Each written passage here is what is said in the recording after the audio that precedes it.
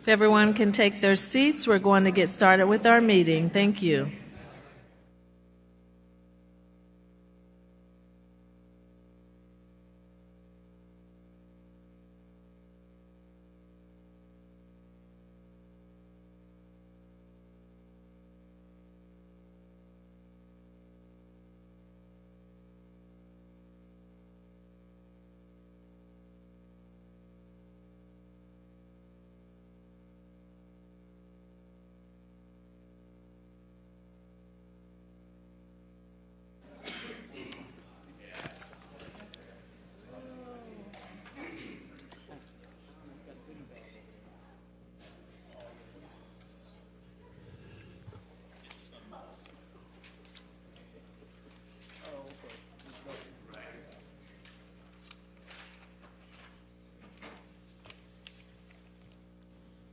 Good evening. It is 6:00 p.m. on Tuesday, January 23rd, 2024. I'd like to call the meeting of the Peoria City Council to order. I'd also like to welcome everyone that's here in our council chambers and those that are listening on WCBU. I'd also like to welcome the audience that's watching cable channel 22. Madam Clerk, the council mics are open. Please call the roll. Mayor Ali. Present. Councilmember Allen. Present. Councilmember Sear. Here. Councilmember Gordon Young. Councilmember Graham. Here. Councilmember Jackson. Here. Councilmember Kelly. Here. Councilmember Euler. Councilmember Riggenbach. Councilmember Velpula. Present. And Councilmember Vespa. Here. You have a quorum present, Madam Mayor. Thank you very much. Everyone, please join me and stand for a moment of silent prayer or silent reflection, followed by the Pledge of Allegiance.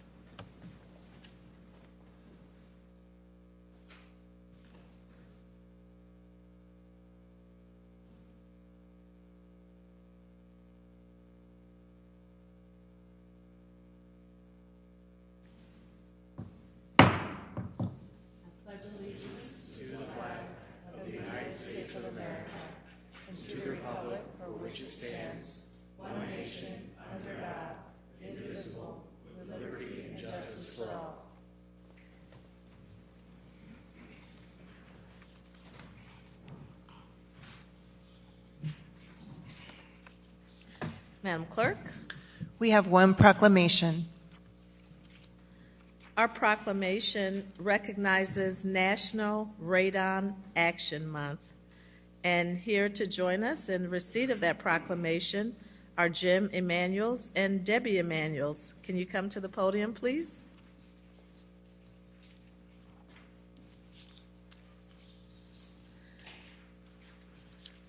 Right there. Whereas radon is a colorless, odorless, radioactive gas that may threaten the health of our citizens and their families, January is National Radon Action Month, and all Illinois citizens are strongly encouraged to test their homes for radon. And whereas radon is the second leading cause of lung cancer in the United States and the leading cause of lung cancer in non-smokers, the U.S. Environmental Protection Agency estimates that radon is responsible for approximately 21,000 lung cancer deaths each year. And whereas 1 in 15 homes across the United States has an elevated radon level, and 41% of homes tested for radon in Illinois have high radon levels. And whereas any home in Peoria may have elevated levels of radon, even if neighboring homes do not, and elevated levels pose a serious health threat to residents. And whereas Illinois law now gives tenants rights regarding testing, Illinois statute recommends all Illinois school districts test their school building every 5 years and identified radon problems can be fixed. And whereas the Illinois Emergency Management Agency and the Office of Homeland Security and the U.S. Environmental Protection Agency are supporting efforts to encourage homeowners to test their homes for radon, mitigate elevated levels of radon, and build new homes with radon-resistant materials and features. Now therefore I, Rita Ali, Mayor of the City of Peoria, do hereby acknowledge January 2024 as National Radon Action Month in Peoria.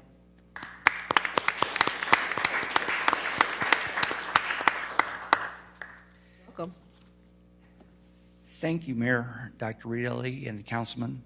My name is Jim Emanuels, and I am the Vice President of Midwest ARST and on the Illinois Radon Task Force.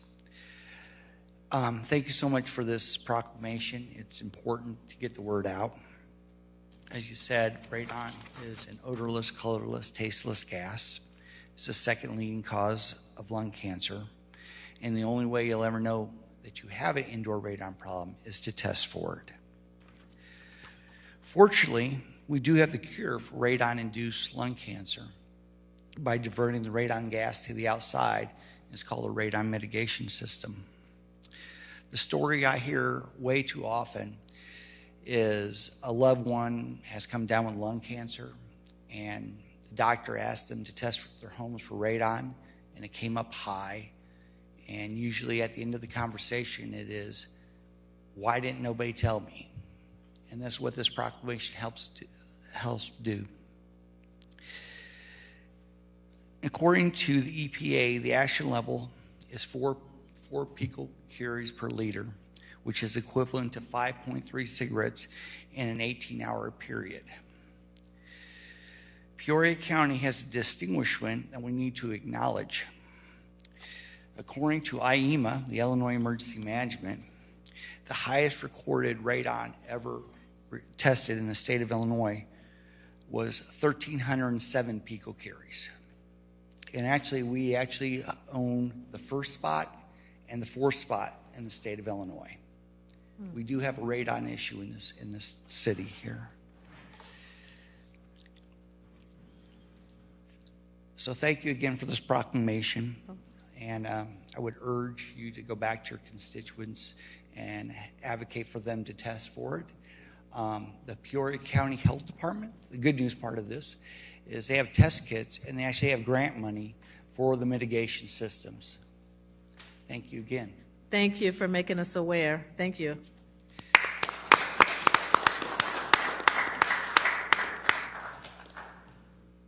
Madam Clerk? We are at the approval of the minutes. Councilmember Riggenbach? Thank you, Madam Mayor. I move to approve the minutes of the joint City Council and Town Board meeting held on January 9th, 2024 as printed. Okay. Seconded by Councilmember Graham. Any questions, comments? Please cast your ballots. Motion passes unanimously. Madam Clerk? We are at the consent agenda. 24-19 is a communication from the City Manager and Director of Public Works with a request to accept the low bid of D. Joseph Construction Company in the amount of $1,792,000 and award a contract for the Public Works Drees Lane remodel. 24-20 is a communication with request concur with recommendation from the Planning and Zoning Commission and staff to deny a request to rezone property from a Class R3 single-family residential district to a Class C1 general commercial district for the property located at 3616 North Sheridan Road. 24-21 is a communication from the City Manager and Director of Community Development with a request to concur with the recommendation from the Planning and Zoning Commission and staff to adopt an ordinance approving a special use in a Class B1 Central Business District for a Class 2 tobacco or alternative nicotine product sales use for the property located at 311 Main Street. And on your desk, there is a revised communication. 24-22 is a communication with request concur with the recommendation from the Planning and Zoning Commission and staff to adopt an ordinance approving a special use in a Class C1 general commercial district for a massage parlor for the property located at 4410 North Knoxville Avenue. 24-23 is a communication with a request concur with a recommendation from the Planning and Zoning Commission and staff to adopt an ordinance approving a special use in a Class R3 single-family residential district for a short-term rental for the property located at 5601 North University Street. And 24-24 is a communication from the City Manager, Corporation Counsel, and Director of Public Works with a request to adopt an ordinance proposing the West Lamont Avenue Special Service Area. And that concludes our consent agenda. Thank you, Madam Clerk. Are there any items, council, to remove from consent? Councilmember Graham? 24019.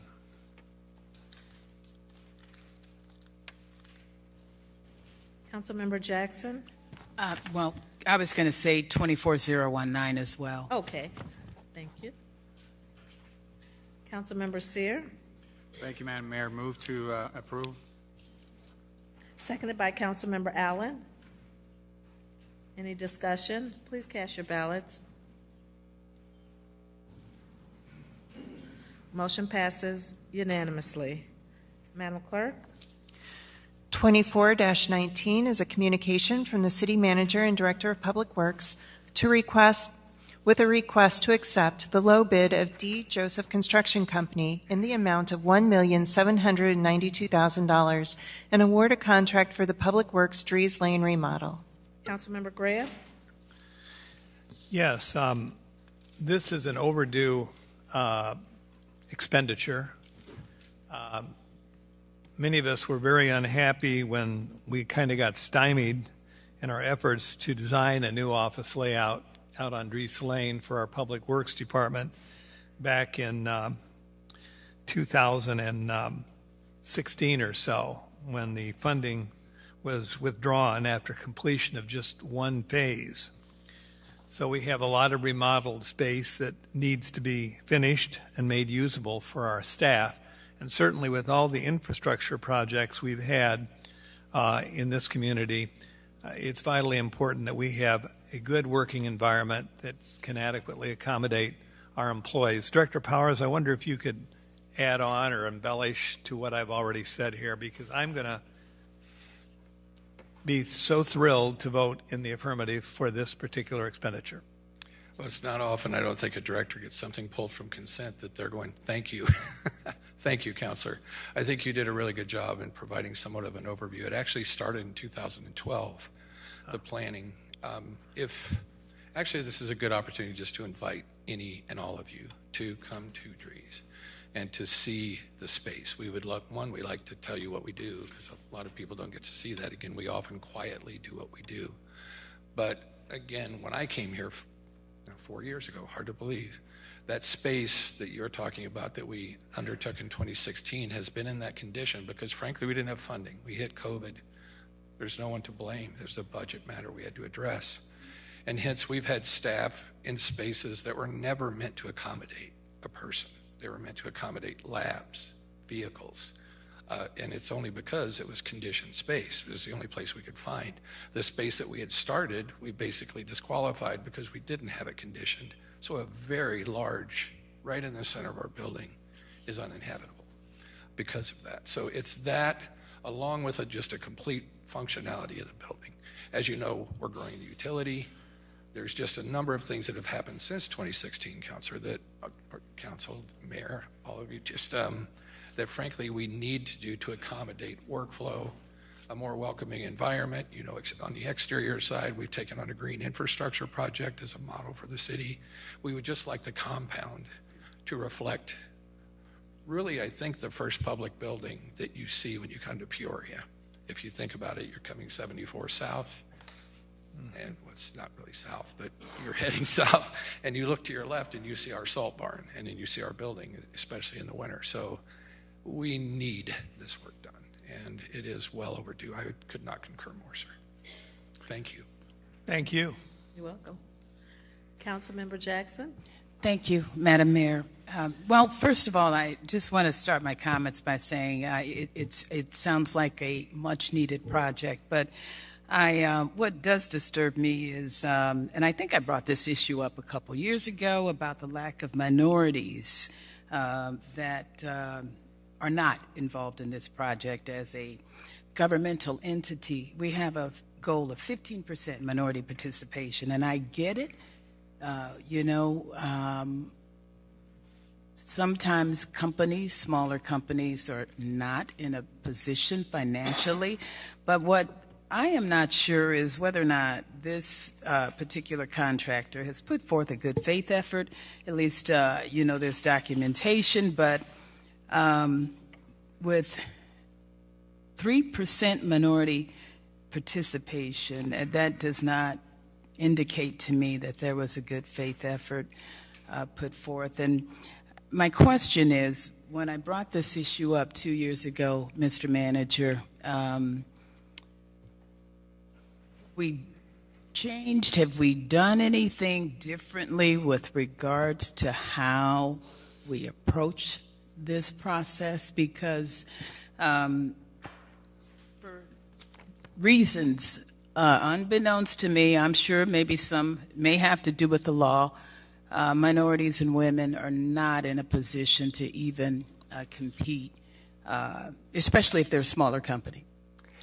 Thank you, Councilwoman, for bringing this up. Yeah, in this bid, this was certified by our Chief Diversity Inclusion Officer who runs the EO program. They had 6 minority and women-owned businesses bidders on the project. They selected 3, 1 minority bidder and 2 women-owned businesses to participate as subs on the project. With it, it does total 3.6 of the total percent of the project, 2.6 to a minority contractor, and then 1% to women-owned businesses. Our goals are 10% and 5%. They're goals. They are not requirements, and we can't require under the law, we cannot require that you meet a certain percentage to be minority-owned or women-owned businesses as part of that project. We've been working very closely with the NAACP, with the Peoria Black Chamber, our purchasing team, our public works team. We're planning on an event in March where we're going to be at the Civic Center to talk about how we can try and grow more minority businesses and more minority contractors.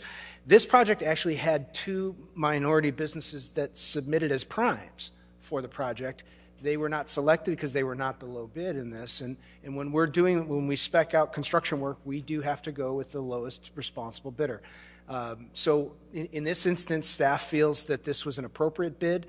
We feel that the good faith effort was met by the contractor as they tried to fill certain slots. Much of this work by D. Joseph is going to be self-performed anyways as they go through that work. And then lastly, we're continuing our efforts as a city to try and grow the number of minority contractors. I think that's one of the challenges. If you talk in the construction community, they would say for public works jobs, for people that are participating in the state's apprenticeship program, which is a requirement for us in terms of doing this work, you have to be not only do you have to be a minority contractor, but you have to be part of the state's apprenticeship program to do public works jobs over $100,000. That becomes a challenge, is finding a number of contractors to do that work. So. Well, I don't disagree with you, but 3%, and you said you have met with the NAACP, that does not indicate anything has changed. And this problem has been going on since before we hired Ms. Green, so I cannot put that on her. This is a systemic process that I believe needs to be changed. I mean, 2 years ago when I brought it up, nothing has been done to rectify it, so I cannot support this in good conscience. 15% goal, and we only have 3% participation.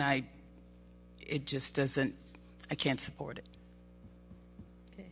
Thank you, Councilwoman Jackson, for your inquiry. I do think that, Manager, that council needs to be brought up to speed with some of the developments that have taken place in regard to minority procurement efforts, not just the event that's taking place in March at the Civic Center in conjunction with local partners like the Black Business Alliance, the Illinois Black Chamber, the Small Business Development Center at Bradley University and the NAACP, but that work that staff has done in being able to have a system that now gives us information that tells us where we are with regard to minority procurement and all the different categories of procurement. And so I think now's the time, sometime fairly soon, maybe Ms. Green, Chief Green, can make a presentation and bring everybody up to speed. Happy to. If I may, Madam Mayor, I would like a report back with the amount of money the city is spending on capital projects, has spent, will spend over the next year or two. 3% is just incredibly low and very disturbing. Could we get a report back on minority participation? If we haven't done much better than 3%, we've got work to do. No, we'd be happy to. Could you? Thank you. Thank you, Madam Mayor. Yes, and you know, I think with the help of Director Craddy, that information is now at our fingertips, but you don't know how to get it. So you need to be provided with some direction on how to really access that information. Thank you. Councilman Greb, did you have a motion? Yes, I would so move.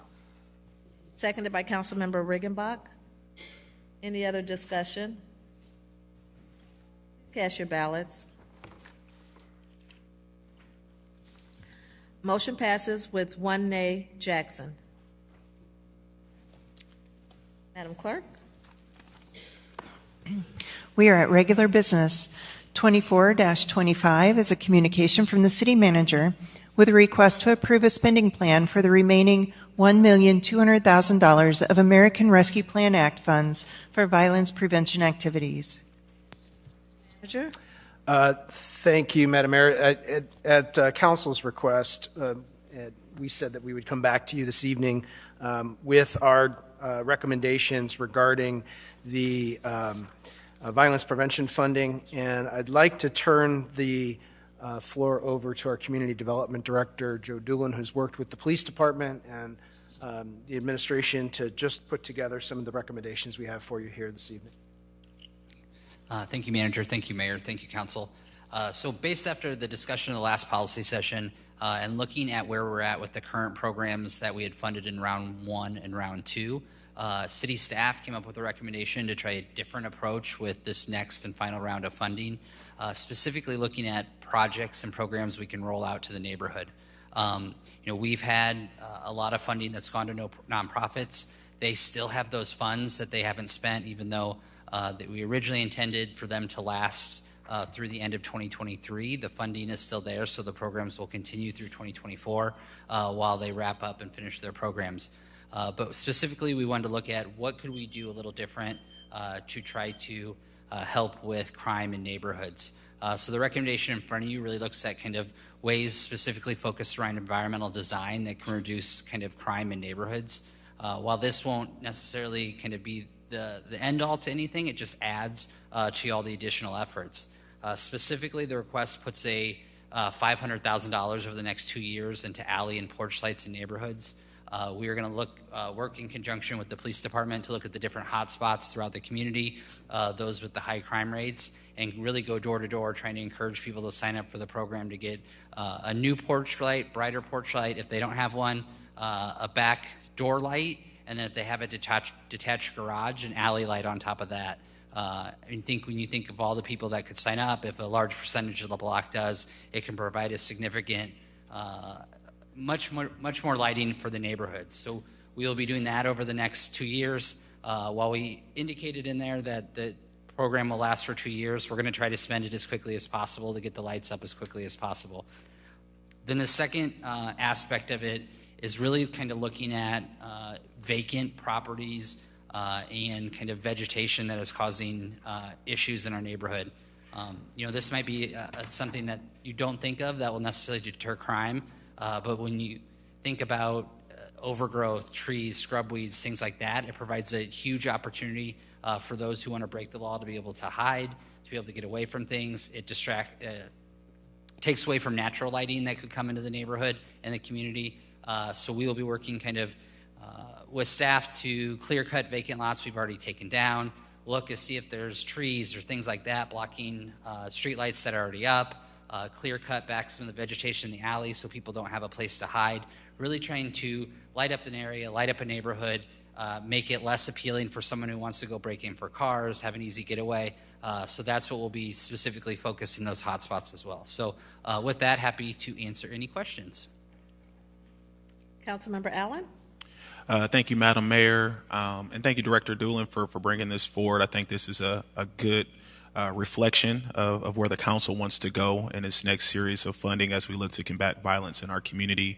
I hope our listening audience demonstrates and understands our holistic view of trying to address this issue.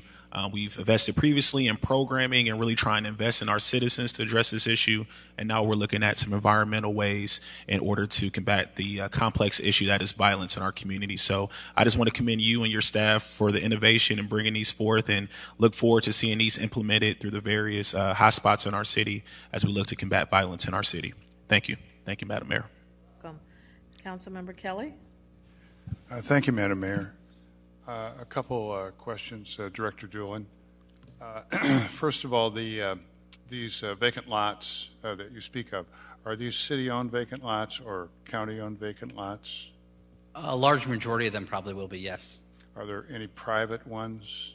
I think we'll focus on, most of the vacant lots that we've see in our community, unfortunately, we own now, which is a strategy we undertook with the land bank, which is good. So a majority of the ones that we will do the work on, we own, just because, unfortunately, we own them. I understand that, and I appreciate that. I was wondering whether if there are private vacant lots that present a problem, whether we can go after them or not. Yeah, I think specifically in the hotspots, we'll take an approach where there are within the code things we can require a property owner to do. I think this money gives us the flexibility. The reality in the code enforcement world we deal with every day, our trees are incredibly expensive to take down, and someone who is of even moderate income sometimes doesn't have the $1,500, $2,000, $2,500 to take a tree down that might really open up a neighborhood. I think what this program allows us to make those decisions, not necessarily based on the code, but maybe working with some of those individuals. But for the most part, the investor-owned properties, things like that, if it's just something they should be taken care of, we'll just make them take care of it. But I think this gives us the flexibility in the hot spots with the ultimate goal of what can we do to clean it up, to make sure that the natural lighting gets in, and if we have to take down a tree on a private lot because maybe the person who lives there can't afford it, I think that's what we'll try to do with this money as well. Thank you for that. I'd also like to say that, as our Councilmember Allen said, I think that many of the programs proposed and funded and whatnot that we have, as soon as the money runs out, it's done. What you're proposing here tonight are, except for fast-growing trees, we will spend the money today, but the effect will continue on for quite some time, and that's I'm just very much in favor of that. And Madam Mayor, I would move to approve. Is there a second? Seconded by Councilmember Allen. Thank you. Councilmember Sear. Thank you, Madam Mayor. Just a few questions, Director Doolin. Number one is, how much money have we invested so far in this program? In the one proposed to you tonight? Before tonight? Very little. We maintain vacant lots now. No, that's not my question. Oh. How much money, we've had votes before this meeting tonight. Oh. What was the total package for the prevention, the violent prevention activities? The first round we approved $700,000, and then the second round was $1.5 million. Okay, so that's my question. So we're looking at $2.2 million basically so far, right? So it'd be 3.4 total. So let's talk about the $2.2 million. Last report I saw, very small percentage of the money's been invested. So, and when I talked to my colleague about that, I mean, we're all seeing the numbers. Talk to us a little bit about how much time they have to invest the money or spend the money, and what will be the matrix to determine the success of this money invested, $3.4 million.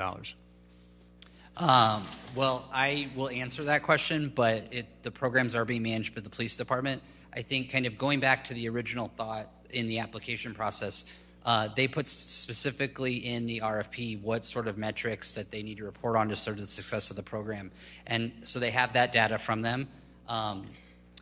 Your first question about kind of how much money has been spent. Yeah, a very small percentage of money's been invested so far. Correct. And I think probably an underestimation on kind of city staff's part about how quickly, specifically in the application, we asked for new programs.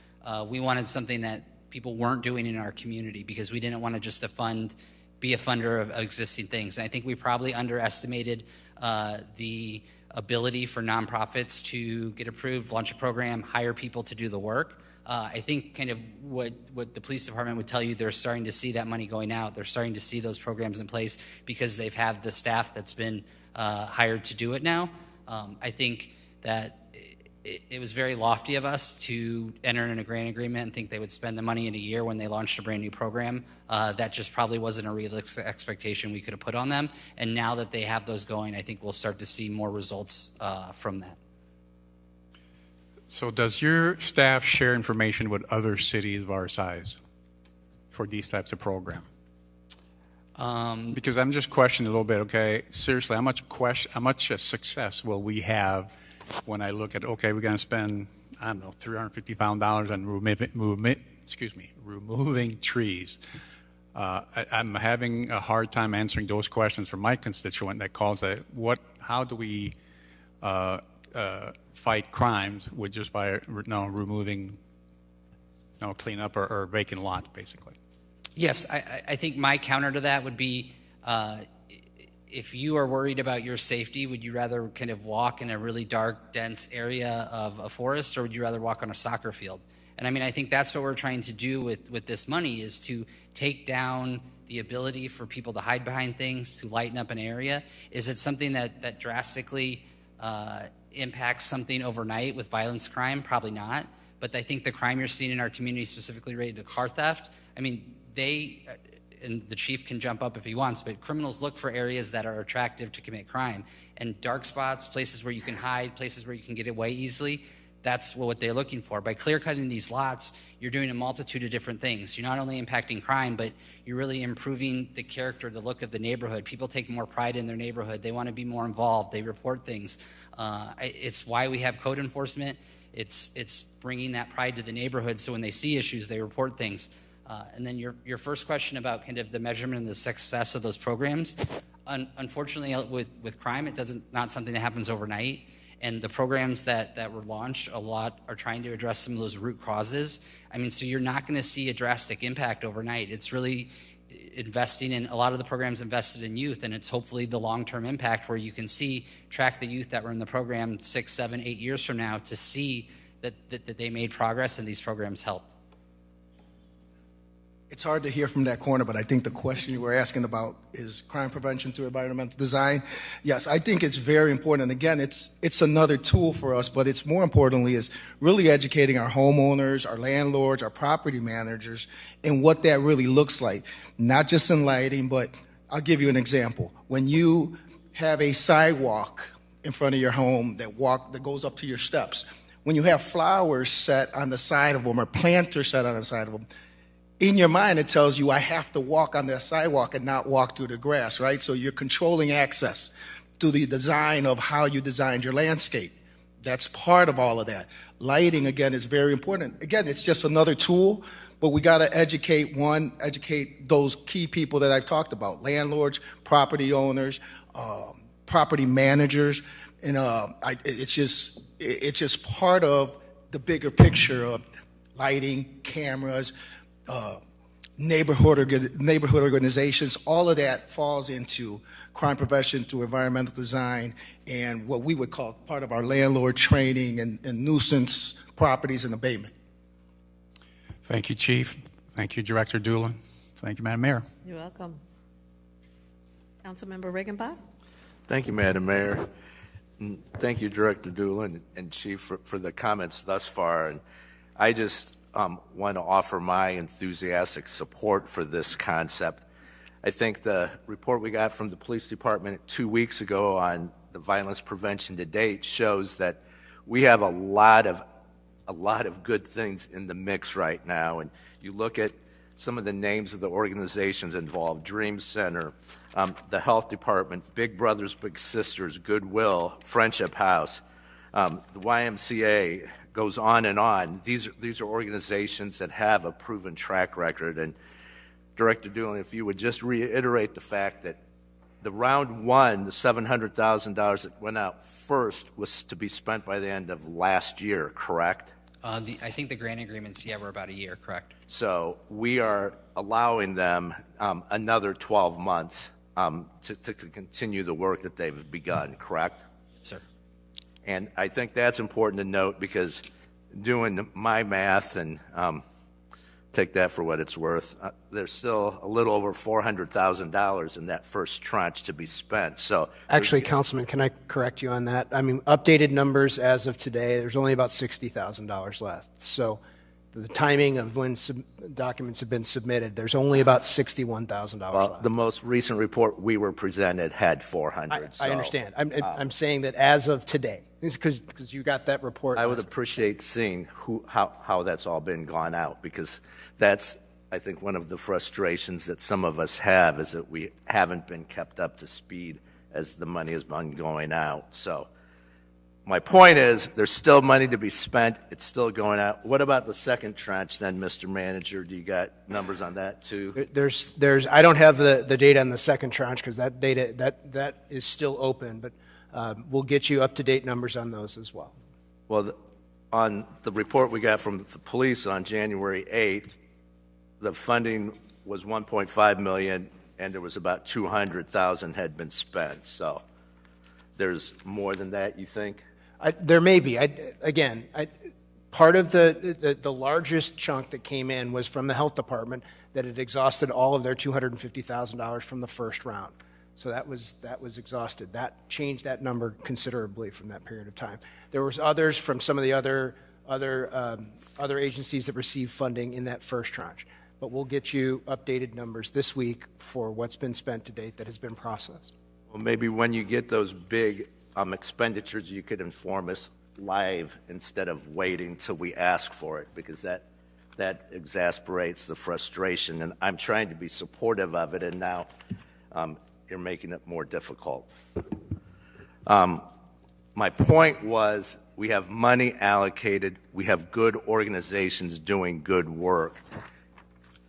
I think my two colleagues on either side of me are the other council members who work in districts that have alleys, that have a lot of these problems that perhaps aren't as evident in the neighborhoods north of War Memorial. And I think it's really important for us to see that concentration where the hot spots are.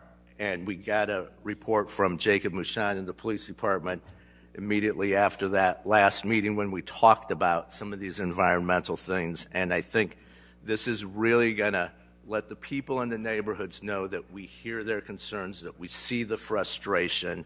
And what a perfect analogy, Director Doolin. I'd much rather walk across a soccer field in the middle of the night than through a forest. So if any council members at large or other district members would like to see what a difference and impact this can have, I think the three of us would be happy to show you firsthand that the alley lighting is going to be critical, and that scrub tree removal, that sounds, please don't roll your eyes at that, because that's going to be an impactful thing for the folks in the neighborhoods.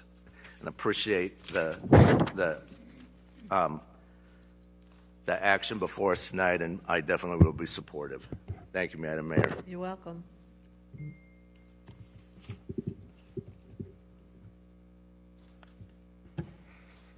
Councilmember Vespa. Thank you, Madam Mayor.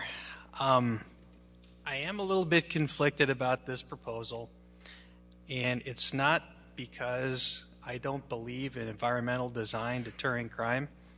I found a meta-study from the American Journal of Preventive Medicine finding that these can decrease robberies between 30 and 84%, and it makes sense. It's called the broken window theory. Neglected properties are often seen as opportunities for people looking to commit crimes, not only to commit it out of sight, but then to hide after.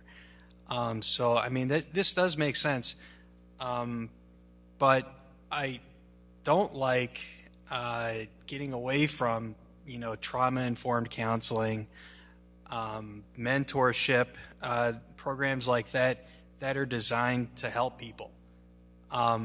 I think that's what we've been mostly allocating funds toward in the past. That's, it's kind of a new concept. It's a newer concept in terms of anti-violence funding. The city of Philadelphia is doing it right now. They've allocated a lot more money than we have. They did just have an evaluation of their results, and 75% of people involved with those programs felt safer in the community. 77% improved their situation after participating. 86% were satisfied with the programs of the counseling and the mentorship. So I mean, I don't think they're at odds with each other, but one can prevent people from being re-traumatized, by being a victim of a crime again, whereas the counseling, helps people recover. And what you see often is revenge killings. You killed my friend, you killed my family member, and people don't know how to process that trauma. And so hurt people. They often act out because they don't know any other different way. So, I mean, I see what we're doing here. I understand the utility of it. I think it will work. And I am encouraged that we still have a lot of funds yet to spend from the first couple tranches for the counseling aspect. I think these have to work in unison. But yeah, I mean, it's a good idea. And throughout the rest of this year, we will see the rest of that money spent. I think both of these are going to work for a better Peoria. And I will say that counseling, obviously, when it runs out, the effects of it don't run out necessarily, because these are people who are going to go on with the rest of their lives, in a better spot, better position. So I will be voting yes. Thank you. Thank you, Councilman. Clearly, we need both. Councilwoman Gordon Young. Thank you, Madam Mayor. I just wanted to commend the work that's being done. And I am a huge proponent, of course, of counseling, but also think that we need a holistic approach. And if we're going to cite research, there's a plethora of research that proves that green spaces or environmental protection helps our citizens. Not only removing some of those barriers, but also creating a higher quality of life. And so when we're removing trees or removing brush, we're removing those blind spots, and that's important. I do have a question in terms of the process. I know that we're talking about hot spots, but I'm also concerned, and maybe that's going to be later on, about residents who perhaps their house is not a hot spot, but they have those areas that are dark or could potentially, be a location that people who are committing crimes would move to. Is there a process for that? Yeah, I mean, I think when we looked at this, unfortunately, we don't have enough funds to put alley lights and street lights for the whole, alley lights and porch lights for the whole city. So really focusing on those hotspots. I think the reality is, we will try to get this money out the door in those hotspots. But if funding still exists, I think we'll expand the hotspots. I mean, I don't know how crime mapping works, but I'm sure there's a hot spot and then a hotter spot. And I think, keep going from there, trying to get that information out there.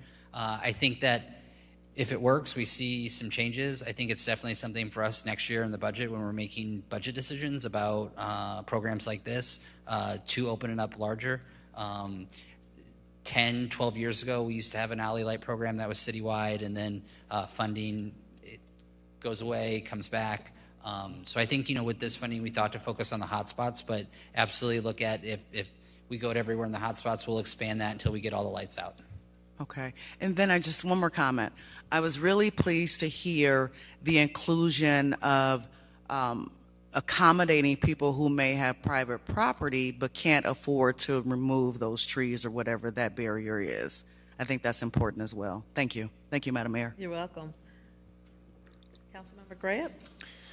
Thank you, Mayor. I think this council is able to walk and chew bubble gum at the same time. Most nights we can do that. And that's why not only are we going to probably pass this by a pretty good margin, but we also weighed in with our state lawmakers just a few days ago about what we're going to do about the relatively small number of people in our community who repeat offend.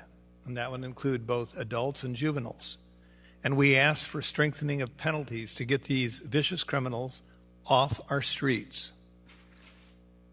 Because the vast majority of people in this community are law-abiding, we are failing in a very important duty, and that is removing people who are dangerous, who prey on others, effectively removing them. And that's why we didn't call for a repeal of the Safety Act. We asked for some amendments to be made to that, and also strengthening of other laws as it relates to vicious criminals who repeatedly offend. I've talked to the chief, and we've heard from him about some of the wave of juvenile crime that we've had just in the past few months, number of shots fired, etc.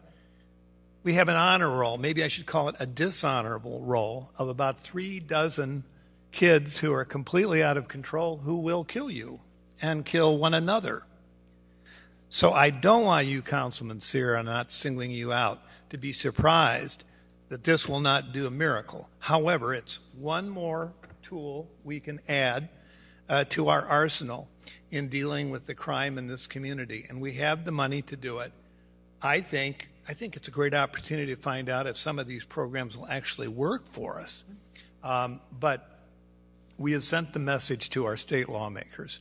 I hope they're listening to us.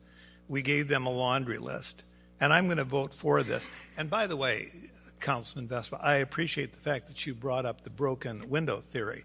For a while, there were pseudo-intellectuals in this country that said, oh, there's nothing to that. It doesn't matter if you have everything ramshackle, broken down, broken windows, you name it, broken down cars everywhere, etc. Doesn't matter. Optics doesn't matter at all. It's meaningless. You shouldn't be talking about broken windows. You're imposing middle-class values. Yeah, I've seen that argument before, and it carries no weight with this councilman. And so, yeah, the broken window theory is real, and we're trying to address some of these things. And there is something to environmental design. And we're going to be doing environmental design, I'm not going to wander, downtown as well, trying to stimulate business. So designing our spaces and cleaning up our spaces does have a psychological impact. And, we had horrible people who are responsible for the deaths of millions who understood the concept of environmental design. It was no accident that we had people like Adolf Hitler having his rallies at night. Lighting, very important. People will do things under the cloak of darkness that they would not do if under the full view of everybody and with a lot of light. So I think we're doing the right thing here. Thank you, Mayor. You're welcome. Councilmember Kelly? Thank you, Madam Mayor. Just another question or two about. I'm just thrilled about the lighting and the vacant lot thing. I hadn't thought about very much, and but I asked the question I had prepared. But since, first of all, is maintenance of city-owned properties normally the province of the Community Development Department? The Public Works Department handles public properties. Okay. Is it safe to say that many of these city-owned properties are out of compliance with our environmental rules? No. I mean, the Public Works staff, I think 2 years ago, council made the decision to increase the mows up to a pretty significant point. So they cut them every 2 weeks, very thankfully. We like to keep our lots in compliance, so I don't hear from private property owners when we make them cut their lines. I think what we don't do the best job is kind of removing scrub trees. We don't clear cut lots. We've never had the budget to, and this will allow us to do that. Okay, so I guess what you're implying there is that once this money runs out, we're going to continue to have a problem of scrub stuff and overgrown things in our city-owned lots, beyond the mowing. Yes and no.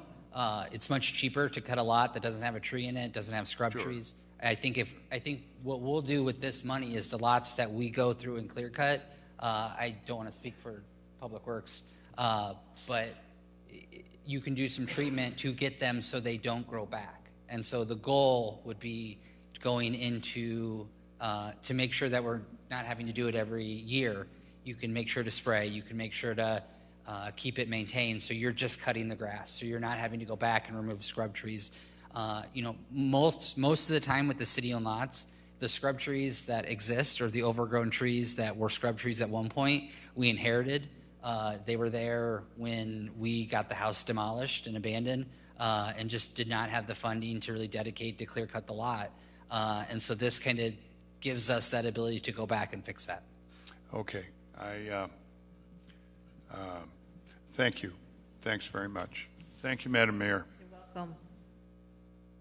Councilmember Jackson? Thank you, Madam Mayor. I just had a quick comment, and I just wanted to echo what my colleague, Councilmember Grab, said.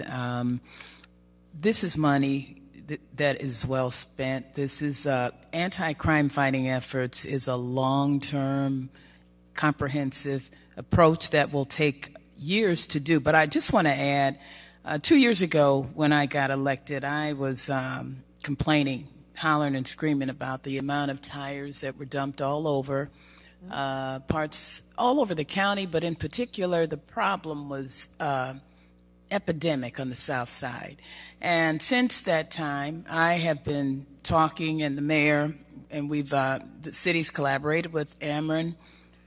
The alleys have been lit. We have not seen the problem, at least to the degree we had seen it 2 years ago. And I can attest to that because I've gone out with kids during the summer, but it was not unusual for us to go in an alley and find 25 tires. We had a situation on Treewind. This was a few years ago when I was reporting. Somebody had broken a window in an abandoned house, and I got this information from code enforcement, Glenda, before she retired. There were tires in every single room on every floor of that two-story house. So what I'm saying is this is by lighting the areas, by keeping the brush cut, that sends the message to folks that we're paying attention, we're watching, and don't think you can come in here and just dump on our community because we're paying attention. And so I just would like to applaud you all. I don't think we have enough money to do what we need to do, but as I've always said, a clean neighborhood, a safe neighborhood is conducive of a healthy neighborhood. So I would just like to commend you on your job that you've been doing, and I hope that this won't take away from your efforts in those parts of the community where we have an enormous amount of vacant lots. Areas where houses once stood are now dark and unsafe if you come out and drive in some of these areas at night. So I just appreciate the work that's been going on over the last 2 years, and I hope that for the sake of our seniors and others who don't have garages that are attached to their homes, that we can make them feel safe once again when they're able to go out and put their garbage out or go out and get in their car at night. Thank you, Madam Mayor. Okay,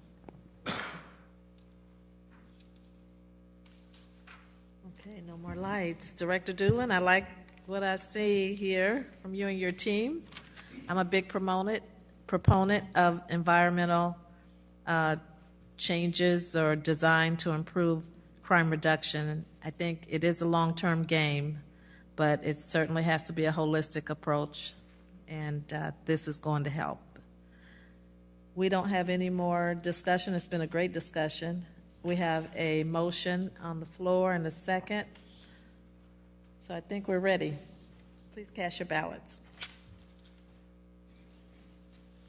Motion passes unanimously. Thank you.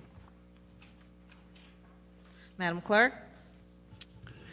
24-26 is a communication from the City Manager and Chief Information Officer with a request to approve a sole source 4-year license agreement with IT Savvy for Barracuda's email protection, cloud archiving, and impersonation protection software in an amount not to exceed $198,678. This requires 2/3 vote of the council members voting, no less than 6. Mr. Manager? Thank you, Madam Mayor. I'd like to turn the floor over to our Information Systems Director, Jessica McKean. Good day. So this is to protect us. So we've had this before, but we're adding a couple new features, and we're signing a long-term agreement to maintain the pricing. And one of the most important things I think we're adding is impersonation protection. Everyone on this council has emailed us about getting gift cards, discreet emails sent to Merrilee, so this will help us prevent that.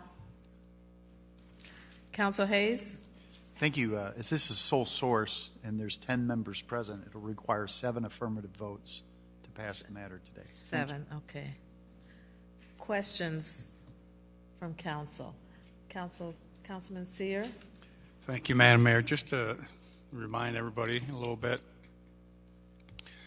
tell us, Mr. Hayes or Mr. Manager, tell us about this money is in the 2024 budget. Why does it take 6 votes or 7 or 8 votes if it's already in the budget? Thank you. Thank you, Madam Mayor. You're welcome. Thank you, Councilman Sear. The council rules provide that when we don't put matters out to bid, there's certain exceptions. But if one of those exceptions don't apply, in order to award a sole source contract, it requires 2/3 of the members voting and not less than 6 if there's fewer here. So this is why it requires a supermajority. It's part of our purchasing ordinances and vote ordinance that are within the council rules. Thank you. Thank you, Mr. Hayes. Good question. Thank you. Any other questions? Councilmember Velpula?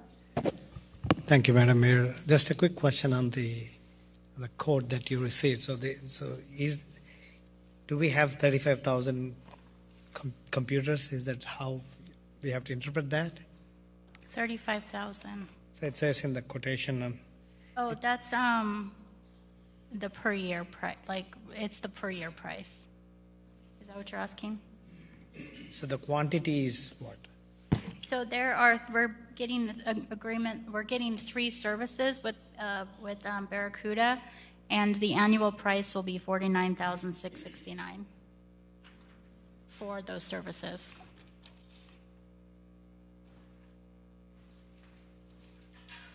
I'm referring to the quote itself. Do you have the quote? The quote itself is the quantity is it's a monthly subscription. So there's about 3,000 computers covered with the monthly subscription. So I think that's what it references is there's 35,000 monthly subscriptions that are being purchased. So basically we are purchasing per system. That means per user you're going to purchase.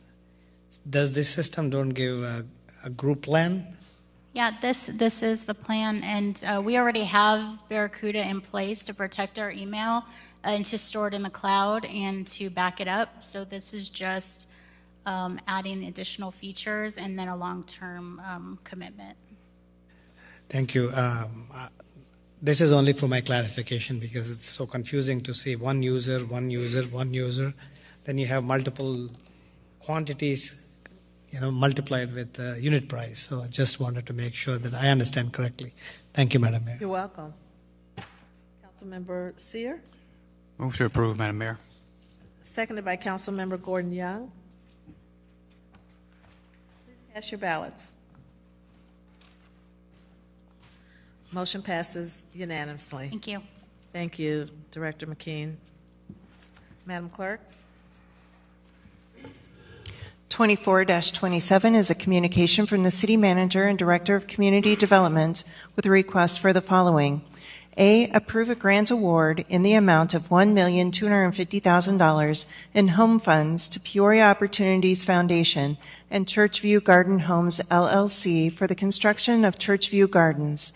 And B, adopt an ordinance approving the redevelopment agreement with Peoria Opportunities Foundation and Churchview Garden Homes, LLC to be located in the South Village TIF District. And on your desks, there is a handout with a revised RDA page. Thank you. Guess we go directly to Director Doolin. Thank you, Mayor. So as many of you recall, a while ago, Peoria Opportunities and Pivotal came to the city of Peoria for zoning changes, specifically related to the projects that they were submitting to IDA for tax credits. The great news is that they received the 9% tax credits for the Churchview Garden homes. I think in the earlier discussion about violence prevention, one thing we really didn't focus on or mention is quality affordable housing and what that can play in a role with violence prevention. And this returns and adds 47 units of quality affordable housing to the 61605 area. It's located in the South Village TIF. And when you look at the history of the TIF, it hasn't seen any major development since it came about. And I think this represents private development funded with some taxpayer dollars, obviously, for affordable housing project, but it's a property tax paying property that will be in the TIF, generating increment in the future, and then once the TIF's over, generating increment for the taxing bodies after this. I think when you specifically look at this project and the journey it's come, it really shows the fantastic work of my staff, from the land banking efforts to the code enforcement efforts to get us to a point where we've accumulated property enough to attract a developer, from our planners who work with IDA on the housing study that gave the additional points to attract the affordable housing development. So it just really shows the work that the community development staff has done throughout the years to bring affordable housing to the city. The specific request is for $1.25 million of home funds. Because the city of Peoria is an entitlement community, we get an allocation of home funds every year that specifically has to go towards affordable housing projects, and that's what that money is. Part B is the RDA with the developer. Because they're a property tax paying property, they're requesting a TIF financing deal. This one's slightly unique to the ones we traditionally do. Due to the way the financing works with the tax credit projects, this is kind of an upfront payment so they can close on the property, but over the life of the TIF that exists, they'll actually end up paying over $600,000 in property taxes back into the TIF with the money. So happy to answer any questions. Jane Gonzell for Peoria Opportunities Foundation is here. She's the local partner in the project. I think Jane's work in the East Bluff to bring affordable housing up there speaks for the quality that will be created with this, and hopefully if any developers or housing developers are listening to our meeting, they know that with the land banking efforts that continue throughout Peoria, we hope to have many more opportunities in the future for these tax credit projects to bring more quality affordable housing to Peoria. Happy to answer any questions. I think Jane would as well. Thank you, Director, and Ms. Genzel for being here, and you and your entire staff. I've followed this project very closely from the very beginning, and I'm excited about the result that we're moving forward. We saw during MAP restructuring, 5,000 residents left the first district to move to other areas of the city, moving north. And I'm convinced that part of that migration came from the lack of affordable housing that was available on the south side of Peoria. So this is an opportunity for family housing, new construction within the south side of Peoria. So I'm very excited about this project. Council Member Jackson. Thank you, Madam Mayor. I just would like to echo your sentiment and say that this is will fill a much-needed void. We have people who don't necessarily want to move too far out, but as you had mentioned, with the lack of affordable housing stock, this will begin to address that need. Yes. So with that, Madam Mayor, I would like to go ahead and make a motion, item number 24-027A be approved. Is there a second? Seconded by Councilmember Graham. Continued discussion, Councilmember Riggenbach. Thank you, Madam Mayor. Director Doolin, I just want to offer my thanks also to the Land Bank team with Matt Smith, because that's something that when we established that was very much an unknown, and there's lots of questions and people wondering what the benefit is going to be of that. Well, I think this project shows a tremendous value. So hats off to Matt and his team there. And also, Councilwoman Jackson, I have to say congratulations. This is really exciting to see, and seeing Jane Genzel in the back just makes me smile. The work that POF has done under Jane's leadership in the East Bluff has been so impactful, and affordable housing is something that we still are wrapping our arms around as a community, I think, but projects like this go a long way in reaching that goal that we've set as a council. So thank you, POF. Thank you, Jane. Thank you, Director Doolin. And again, congratulations, Councilwoman. Thank you, Madam Mayor. Councilmember Graham. Director Doolin, I believe the council moved this forward before we had 2 new members elected, or 2 new at-large people. And I believe they made a presentation that night, and they provided some very interesting information about how they remain involved in the project after it's built. They just don't build something and then go away. And they had some statistics for us as to where they've done development in other communities across our country and where they continue to be managing those units. That impressed me a great deal. And I know Councilor Jackson knows this. We have a tremendous amount of private investment just a stone's throw from here, right down by Lucas Steel, one of our oldest family-owned businesses, down by the bridge, by one of our fantastic South Korean investors. And so this is all moving in the direction that the council wants this area to move. And as our mayor said, we can't continue to lose thousands of people to that part of town. We need to repopulate it. And this is a huge step, Councilor Jackson, in that direction. And thank you for your efforts on this. Yes. Thank you, Mayor. You're welcome. Councilmember Gordon Young. Thank you, Madam Mayor. A comment and then a question. First, I think this is a wonderful project and a much-needed project to have quality, affordable housing on the south side of Peoria. I know that there has been a lot of concern of area residents with there not being quality single-family homes. Can you speak to the specifics, like the requirements of this particular money or these funds for this project, just for some clarity? Yeah, so Part A, the home funds, we do every year set aside some of the home funds for single family. It's a CHODO application where they specifically build single family. That's where you've seen the Habitat houses over the years.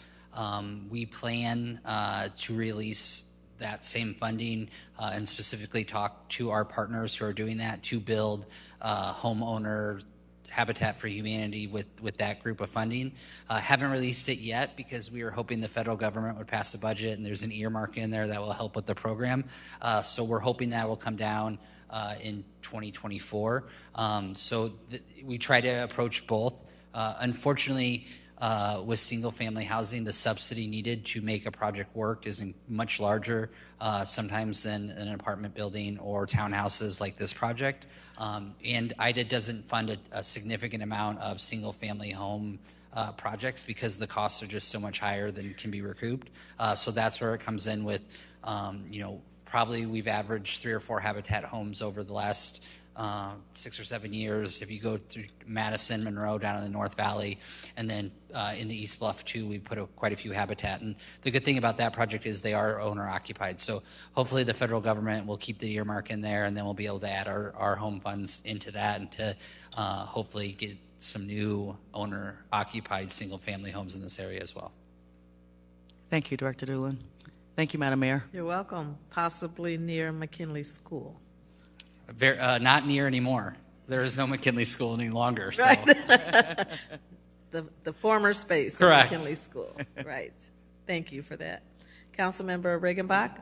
Thank you, Madam Mayor. As I was extending my thanks, I missed someone. I see Catherine Murphy sitting in the background, and she is the one who makes these home funds make sure they're spent appropriately and accurately, and the work she and her team do, I think, is oftentimes underappreciated. So I saw you back there, Catherine, and I want to make sure we tell you thank you for your participation in this project as well. Thank you. Ms. Murphy is amazing.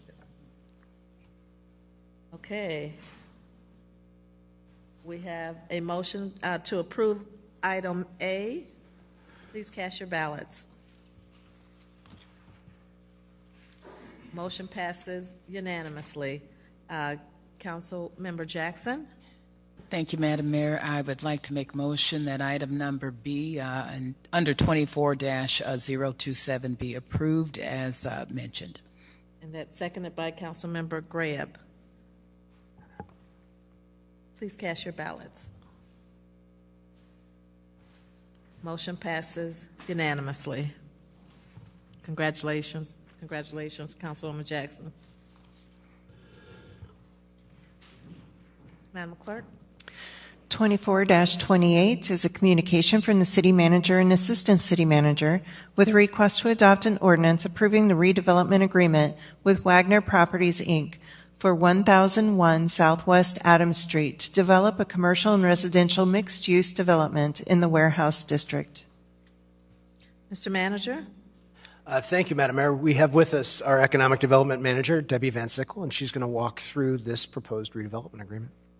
Thank you. This proposal is for the former Chick Manufacturing Building at 1001 Southwest Adams, which was the largest manufacturer of women's aprons in the early 1900s, but it has been vacant for years. The developer is proposing the original 40,000 square feet to be 22 residential condos with balconies, garden level space, private parking. Then the vacant lot adjacent to that building, they're proposing what would be the first new residential construction from the ground up in that area.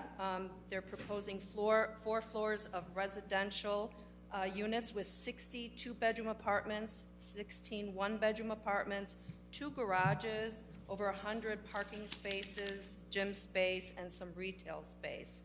Their total project cost is estimated to be $27,747,000 with $11,660,000 in TIF eligible expenses. And we are looking at a reimbursement in the amount of $10,678,281, which is 100% of the TIF increment, and the reason for that is due to the scope and the magnitude of this being the first significant new residential build in the Warehouse District. I'm happy to answer any questions. Thank you. Councilmember Kelly? Thank you, Madam Mayor. This sounds like a wonderful project, but sometimes I can't help but keep myself from beating a dead horse. This really looks like tax abatement. and or it's the same as tax abatement, except that with tax abatement, the city is not as involved. In a TIF, the city's all over the project. I'll be voting for this. But it seems as though we have an allergy to a market-driven tax abatement program in our city in favor of TIF districts, TIF projects that, okay. So, thank you, Madam Mayor. You're welcome. And I will move for approval. Oh, great. Is there a second? Seconded by Dr. Gordon Young. Councilmember Allen. Thank you, Madam Mayor. I'm very excited about this project, so thank you to those involved making this significant investment in our downtown warehouse district. Just two clarifying questions regarding the reimbursement schedule of the TIF. When will that begin for this project? It won't begin until both projects are completed. Thank you. And do we know when this TIF is set to expire? That was 2043, I think, was the last payout. So some other opportunities from additional investment as well too then. So hopefully this will be the beginning of additional investments in this area. Thank you, and thank you, Madam Mayor. You're welcome. Councilmember Jackson. Thank you, Madam Mayor. Well, I would just like to echo the sentiment of Councilmember Allen. This is fantastic. I just had one question, and I was trying to take notes. Parking, how much did you say we would have enough to accommodate? It does meet the minimum standards for that area. So for the apartments, it was 109. And for the condos, it was, I think it's in there. And our Mark Wagner from Wagner Properties, he's the developer, he is here. How many were in that one? 39, about 39 parking spots for the condos. Well, I'm excited. This is wonderful. I think this is going to do an awful lot in terms of the economic impact that it's going to have downtown. And I, with that, Madam Mayor, if nobody's made a motion, I would gladly like to make a motion. We already got a have one? motion. Okay. And a second. Okay. All right.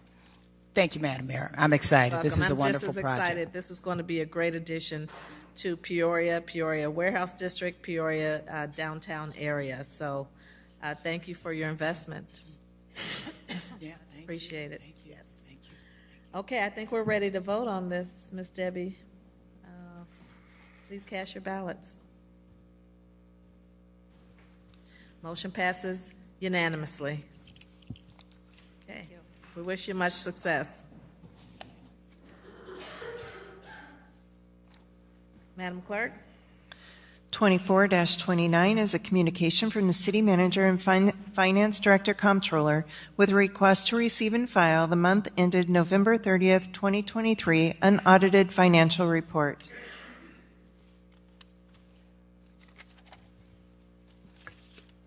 Oh, are you? I am. Our finance director has a new addition at home, so he is not going to be here tonight for the presentation. So just very quickly with regards to this monthly financial report, this is through November. Their revenues are showing as being down 7%, but that was anticipated as we anticipated that we were going to see those coming down. They're still at budget. Expenditures are up 3%, but they're still at pace to be below budget. Across all funds, I think between the timing of capital projects and debt service, we're seeing that we're in a good financial position. But as we look at December, when we pay out our debt service, we should see a big jump in some of the expenses going out across all funds. And I'd be happy to answer any questions. Any questions? Councilmember Sear? Thank you, Madam Mayor. I don't have any questions. I just got a comment. I mean, I know a lot of us around the horse should like to lead by example. I just want to say I'm a little disappointed that our city council and our city manager's budget are way over what we said we were going to have. So 130% and 183%. So there's no question there, but I'm just disappointed that we're not leading by example. Thank you. Thank you, Madam Mayor. Okay. Madam Clerk, unfinished business? I'm sorry. We need a motion on this, I believe. Oh, receive and file. Yes. Moved by Councilmember Seer, seconded by Councilmember Allen. Any other discussion? Please cast your ballots. Motion passes unanimously. Madam Clerk? We are at unfinished business. We do not have any items. So then we would be on to new business. New business, I'm going to start out with a recognition that Peoria City Council member Andre Allen was selected as a delegate to national convening. This is called Local Government 2020. Councilmember Allen was selected as one of 13 elected city and council official delegates to attend Local Government 2030 Action for Future, a national convening of practitioners and elected officials, January 26th through 27th, 2024 at Phoenix campus of Arizona State University. Mr. Allen was selected from city and county official applicants nationwide to participate. The elected official delegates will join 50 local government practitioners delegates, all under age 40, from cities, counties, and regional councils. The charge of the delegates to break silos and create groundwork for change. Just a quote from a member of the convening organizing committee: "We are honored to have Councilmember Allen as part of this important initiative to help chart the course for the future of local governments. The delegates will leave Phoenix with a blueprint for change. Congratulations, Councilman Andre Allen." We're proud to have you represent Peoria. Anything you have to say about that? Thank you so much, Madam Mayor. I truly appreciate it. It's an honor and a privilege to represent the city of Peoria at the convening. I'm sorry that I will leave the ice and snow behind for sunny Phoenix, Arizona here in a few days, but you all have my regards here, and I promise to give my best foot forward and represent the city of Peoria and look forward to bringing back some things that we can implement to move our city forward. Thank you. And also want to give a shout out to our Assistant City Manager, Kimberly Richardson, who is a part of the convening planning committee. She is a rock star in local government. If you do not know, she is known in all spaces and places locally and throughout this country. So I definitely want to give her a big shout out and her flowers. We have an amazing rock star in our city manager's office. Great. Thank you. Thank you. Other new business, Councilmember Kelly. Thank you, Madam Mayor. In my redundant mode, I would just like to congratulate Councilman Allen. I resent the fact that I'm way too old to go, but congratulations, sir, and bring some of that weather back with you, would you please? Thank you, Madam Mayor. You're welcome. If there's no more new business, let's go on, Madam Clerk. We are at citizens' opportunity to address the city council, and we had one card tendered. Okay, Mr. Chris Hamrick, can you approach the podium, please?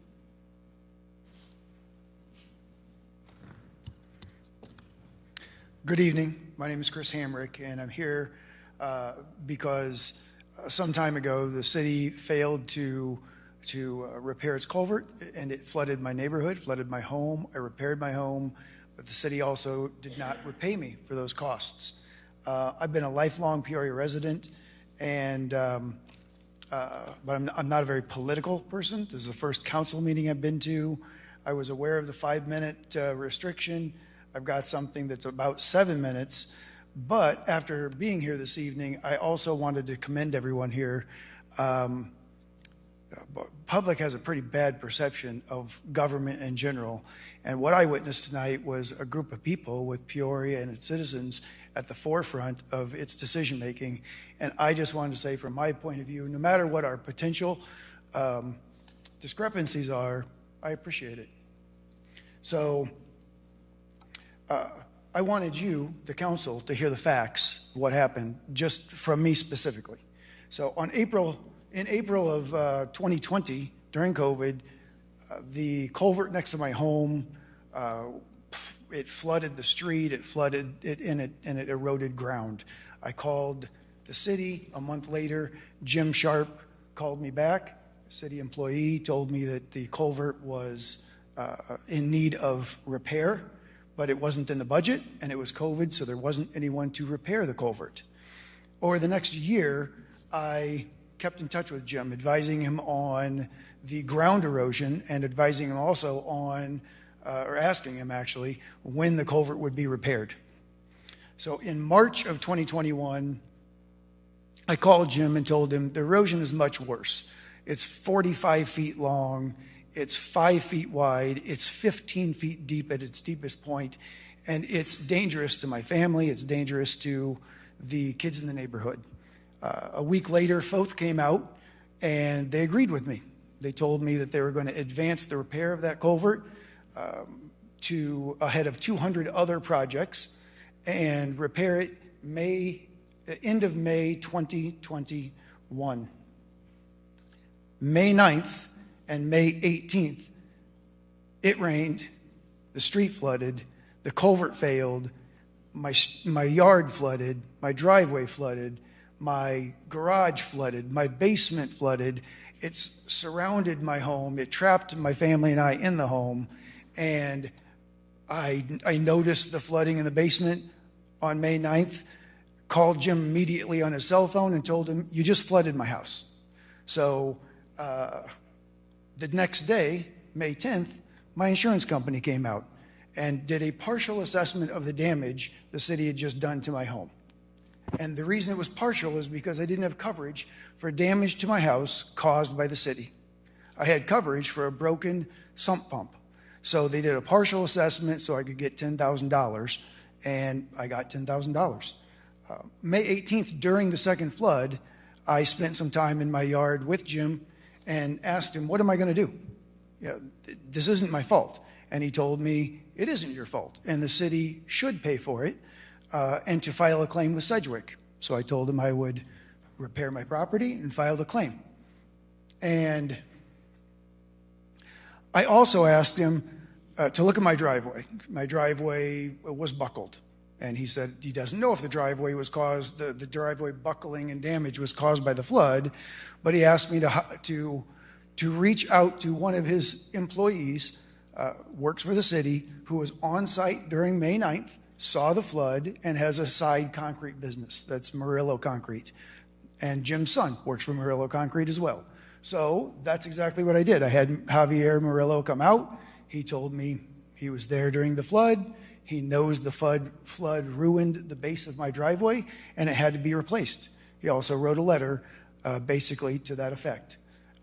So I hired him to replace the driveway. So it took a while to repair everything. It was COVID. It's difficult to hire a contractor. It was expensive.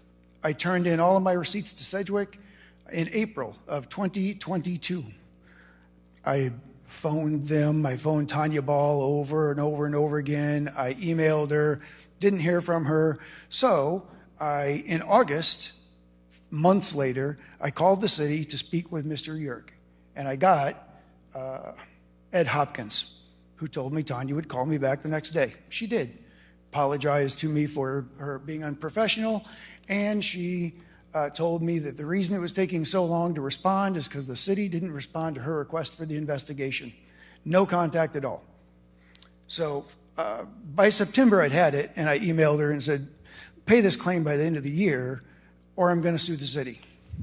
So I've never heard from Tanya Ball since August of 2022. So January through June of 2023, I tried to hire an attorney. to sue the city. But the statute expired. That's when I learned the statute was 1 year instead of 2 years. The statute expired. No one would take the case. I attempted to hire an attorney as recently as last week. Same situation. In August through October of 2023, Mr. Allen and I conversed many times, and he told me he'd get to the bottom of the situation. The result of that is I received a denial letter from Mr. Hayes. You can read the letter yourselves, but it basically says you can't sue us, so we're not going to pay. The statute had expired. So after years of warnings by my neighbors and I, Peoria chose not to fix the culvert before it damaged my property. And now Peoria has refused to repay me for the damages it caused. You can take 30 more seconds only, Mr. That's all I need. According to Jim, Peoria didn't repair the culvert because it wasn't in the budget, and it was COVID-19. So do you think it's right that Peoria gets a pass because of those things and I don't? So Peoria wasn't required to act expeditiously, but I have to sue in strict accordance with the statute with no consideration for my budget or COVID.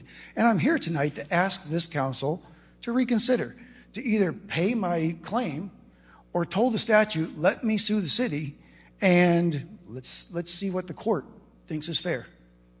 Anybody have any questions? Thank you, Mr. Cole. Thank you, Mr. Hamrick. Thank you.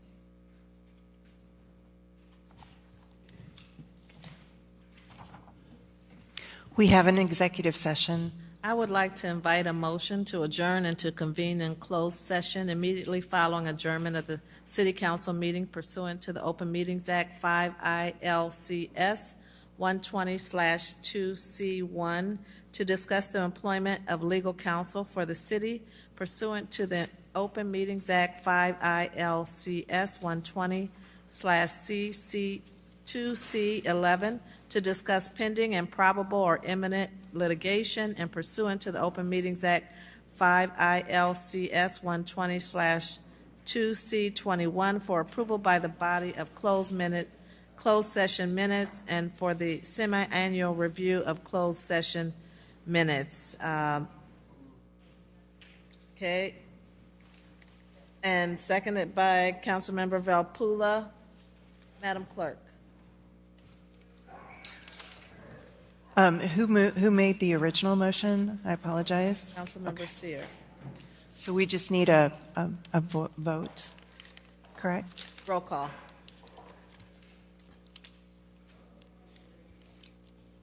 Mayor Ali, Yes. Councilmember Allen, Councilmember Sear, Councilmember Gordon Young, Councilmember Graham, Councilmember Jackson, Councilmember Kelly, Yes. Councilmember Euler, Councilmember Riggenbach, Councilmember Valpula, Yes. and Councilmember Vespa. Yes. It passes unanimously, Madam Mayor. Thank you. We adjourn to closed session. Thank you for your service.